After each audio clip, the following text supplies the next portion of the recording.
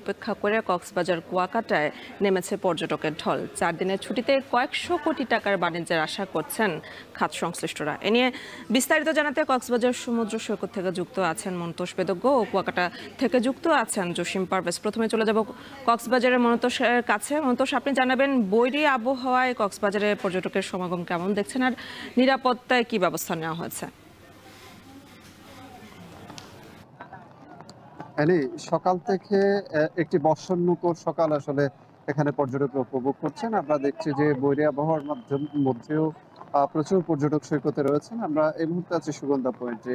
এখানে একেবারে লোকারণ্য বলা যায়, হাজারো মানুষ সমুদ্র স্নানে নেমেছেন এবং লাইফগার্ড কর্মীদের পক্ষ থেকে আমরা দেখছি সতর্ক করা হচ্ছে বারবার, যাতে তারা সাগরের গভীরে না যান। যেহেতু সতর্কতা সংকেত রয়েছে এবং বৃষ্টিপাত রয়েছে, সাগর উত্তাল রয়েছে, সব মিলিয়ে এখন যে পরিবেশ, সে পরিবেশে আসলে বেশি গভীরে যাতে পর্যটকরা যাতে না যান, সেটি কিন্তু এখানে লাইফগার্ড সদস্যরা বারবার নিষেধ করছেন।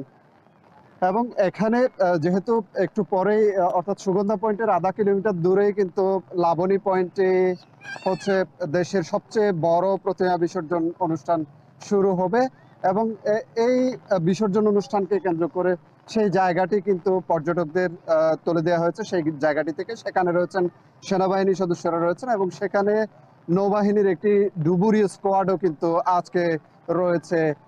যেহেতু গত কয়েকদিনে আসলে বিপুল সংখ্যক পর্যটক সমাগমের সম্ভাবনা তৈরি হয়েছে এবং গতকাল থেকে প্রচুর পর্যটক আছেন, হোটেল মালিকরা বলছেন শতভাগ কক্ষ কিন্তু এখানে বুকিং রয়েছেন এবং আগামী 4টা অক্টোবর পর্যন্ত এই ভরপুর পরিস্থিতি কিন্তু কক্সবাজারে থাকবে এবং তাদের যে নিরাপত্তা, যারা আসছেন বিশেষত যারা সমুদ্র স্নানে নামছেন তাদের নিরাপত্তা নিশ্চিত করতে কিন্তু এখানে তারা যেমন সতর্ক রয়েছেন, তেমনি এখানে প্রশাসনিকভাবেও আসলে 4 স্তরের নিরাপত্তা ব্যবস্থা নেওয়া হয়েছে বলে আমাদেরকে প্রশাসনের পক্ষ থেকে জানানো হয়েছে। আমরা টুরিস্ট পুলিশের সাথে কথা বলেছি এবং জেলা প্রশাসনের দায়িত্বশীল যারা রয়েছেন তাদের সাথেও কথা বলেছি। তারা বলছেন যে বিপুল পর্যটক সমাগমের যে সম্ভাবনা, সেটিকে কেন্দ্র করে তারা ইতিমধ্যে নিরাপত্তা ব্যবস্থা নেওয়া হয়েছে এবং এখানে যারা হোটেল মালিক রয়েছেন তাদেরকেও সতর্ক করে দেওয়া হয়েছে, যাতে তারা কোনো পর্যটক যাতে তাদের দ্বারা হয়রানির শিকার না হন সেটি নিশ্চিত করার জন্য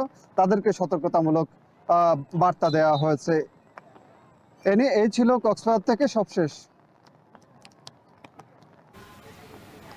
এবার আরো খবর জানতে চলে যাব কুয়াকাটায় জসিম পারভেজের কাছে। জসিম, আপনি জানাবেন ওখানে আসলে পর্যটকদের ভিড় কেমন দেখছেন, যেহেতু পূজা শুরু হয়েছে সে উপলক্ষে?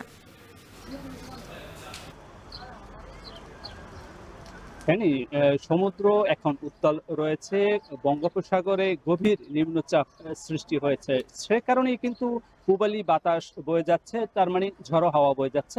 এই ঝড়ো হাওয়ার সঙ্গে সঙ্গে ভারী এবং মাঝারি ধরনের বৃষ্টিপাত হচ্ছে। এই সকল দুর্যোগপূর্ণ আবহাওয়া উপেক্ষা করেও দেশের বিভিন্ন স্থান থেকে লাখো পর্যটকের ঢল নেমেছে এই কুয়াকাটা সৈকতে। আপনি দেখতে পাচ্ছেন এখন কিন্তু বৃষ্টি স্নাত পরিবেশে উত্তাল সমুদ্রে অসংখ্য পর্যটক তারা কিন্তু সমুদ্র স্নান করে নিচ্ছেন এবং এখানকার যে দর্শনীয় যে সকল স্পট রয়েছে, যেমন গঙ্গামতী কাউয়ারচর এবং মিস্ত্রিপাড়া বৌদ্ধবিহার এবং সেখানকার যে কুয়া এবং রাখাইনদের যে মিউজিয়াম, সেগুলো কিন্তু পরিদর্শন করছেন এবং এখানে যে 0 পয়েন্ট সংলগ্ন যে শ্রী মঙ্গল বৌদ্ধবিহার রয়েছে এবং এখানকার যে ঐতিহ্যবাহী যে কুয়া, সেই কুয়া পরিদর্শন করছেন এবং পালতোলা জাহাজটিও পরিদর্শন করছেন পর্যটকরা। এখন এক কথা বলা যায় যে পর্যটকের ঠাসা রয়েছে কুয়াকাটা। এখানকার যে 2 শতাধিক হোটেল মোটেল রিসোর্ট রয়েছে, সে সকল হোটেল মোটেল রিসোর্টের সকল রুম কিন্তু বুকিং রয়েছে। অনেক পর্যটক রুম না পেয়ে তারা কিন্তু আবার আজ সন্ধ্যার মধ্যেই তারা গন্তব্যে ফিরে যাবেন, এমনটি জানিয়েছে আমাদেরকে। তো আপনাকে আরো জানিয়ে রাখি, কুয়াকাটা সমুদ্র সৈকতটি একটি নিরাপদ সৈকত, কিন্তু এখানে বালু ক্ষয় রোধে প্রশাসনের যে জিও ব্যাগ স্থাপন করেছে, সেই জিও ব্যাগে শ্যাওলা জমে যাওয়ায় অনেক পর্যটকই পড়ে গিয়ে আহত হচ্ছেন। এতে পর্যটকরা অনেকেই অসন্তোষ প্রকাশ করেছেন এবং এখানকার যে টুরিস্টদের বহনকারী যে সকল অটো ভ্যান রয়েছে, সে সকল অটো ভ্যানেরও কিন্তু দৌরত্ব বেড়েছে। তারা কিন্তু মাত্রাতিরিক্ত ভাড়া আদায় করছেন, এমন অভিযোগ করেছেন পর্যটকরা। এবং এখানকার যে টুরিস্ট পুলিশ এবং বিচ ম্যানেজমেন্ট কমিটির সমন্বয়হীনতা এবং টুরিস্টদের কাঙ্ক্ষিত সেবা তারা প্রদান করতে পারছে না, এমন অভিযোগ করেছেন পর্যটকরা। এবং আপনাকে আরো জানিয়ে রাখি, এখন কিন্তু 3 নম্বর সতর্ক সংকেত, স্থানীয় সতর্ক সংকেত জারি করেছে আবহাওয়া অধিদপ্তর।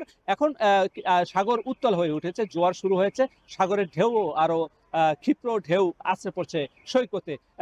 তার মধ্যেও কিন্তু এই বৈরী আবহাওয়ায় যে সকল 4 দিনের যে ছুটি, সেই ছুটিকে উপভোগ করার জন্যই কিন্তু কুয়াকাটায় পর্যটকরা ফিরে আসছেন। এবং এখানকার যে আবহাওয়া অধিদপ্তরের সঙ্গে আমরা কথা বলেছি, তারা বলেছে যে আগামী আরো 2 দিন এরকম বৈরী আবহাওয়া থাকতে পারে বলে তারা সম্ভাবনার কথা, এমন আশঙ্কার কথা জানিয়েছে। তো আরো আপনাকে জানিয়ে রাখি যে ইতিমধ্যেই সাগর ক্ষিপ্র হওয়ায় যে সমুদ্র সংলগ্ন যে সকল স্থাপনা রয়েছে, সে সকল স্থাপনাও কিন্তু একটু অতি সতর্কতা অবলম্বন করছেন এবং পর্যটকদের সেবা নিশ্চিত করছেন স্থানীয় ব্যবসায়ীরা। তবে পর্যটকদের দাবি, তারা বলছেন যে এখানে খাবার এবং হোটেল ভাড়া সহ অন্যান্য সেবার যে মূল্য, সেটি কিন্তু চড়া রয়েছে, এমনটি দাবি করছেন। এখন এখানকার স্থানীয় জেলা প্রশাসন, উপজেলা প্রশাসন এবং স্থানীয় প্রশাসনের হস্তক্ষেপ করলে তাহলেই কিন্তু এই যে অস্বাভাবিক মূল্য বৃদ্ধি, সেটি কমানো সম্ভব হবে বলে দাবি করছেন পর্যটকরা। এক কথা বলা যায় যে পর্যটন কেন্দ্র কুয়াকাটা এখন পর্যটকদের বিচরণের ক্ষেত্রে পরিণত হয়েছে এবং একই সঙ্গে বাণিজ্যিকভাবে গতিশীল হয়ে উঠেছে পর্যটন কেন্দ্র কুয়াকাটা। এই ছিল আমার কাছে সবশেষ। কুয়াকাটা থেকে যুক্ত ছিলেন সোহাগ জসিম।